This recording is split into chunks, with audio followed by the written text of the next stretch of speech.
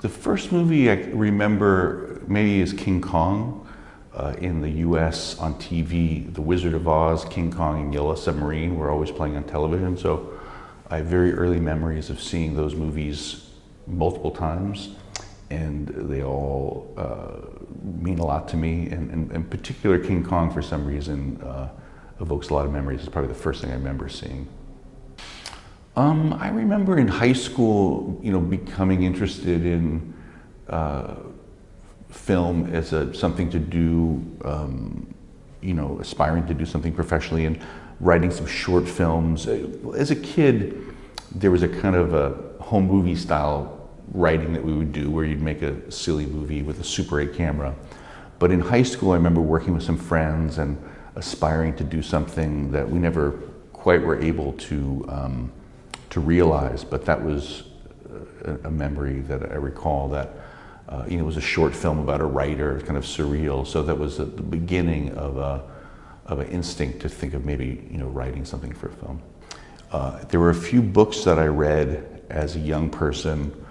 On the Road was one, and I ended up ultimately producing or co-producing a film that Walter Salles directed, and he wrote the script. But as a young person, I wrote a script for On the Road without any ability to make it as a movie, but I enjoyed the book so much, so I took it and I made an adaptation. The title of producer, as we all know, is a very a credit that means many, many, many things depending. So in my case, it's more of a supporter, colleague, and so that'll be a title I'll earn as a person who does things to help, but it's not a producer as another person may be.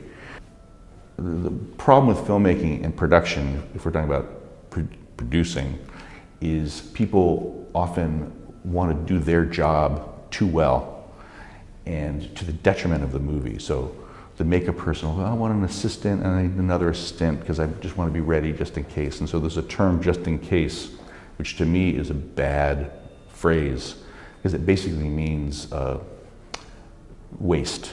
To me, it's really an invitation that sparks some curiosity and often something that you would learn. So if someone said, oh, how'd you like to, in the case of Darjeeling Limited, like how'd you like to go to India and make a movie about 3 people traveling by trains? Like, that sounds pretty good. And so obviously I'm very blessed to be in a position where I get that kind of invitation. A good producer, in my opinion, knows how to throw a great party. All it takes is a thoughtfulness and a anticipation of what you need, And so when someone thinks, oh, I'm gonna get ice or get these things, then you're in good shape. So production, you need to park somewhere, you need to have food, you need to have basic things, you need to anticipate what it is, and that's what a good producer is. So that's my 2 cents advice, is when you attend a great party, then you can talk to them about being a producer. Being a good writer basically is a little trickier, but you need to have a willingness to work past difficulty. So I have a theory about like crossword puzzle. When you do a crossword puzzle, sometimes it feels like you're never going to finish, but if you pause, come back to it, or push through, or just say, I'm going to finish it, then you push through. So you need that perseverance, and certain people are more able to do that than others. I'm working with Wes and Jason on a new screenplay, so that's my next kind of professional activity. And I don't have anything. I'm sort of an entrepreneur, so I do these like tote bags with a friend. I do some tech projects. I'm doing some software. And so I'm kind of having a little bit of a variety of things.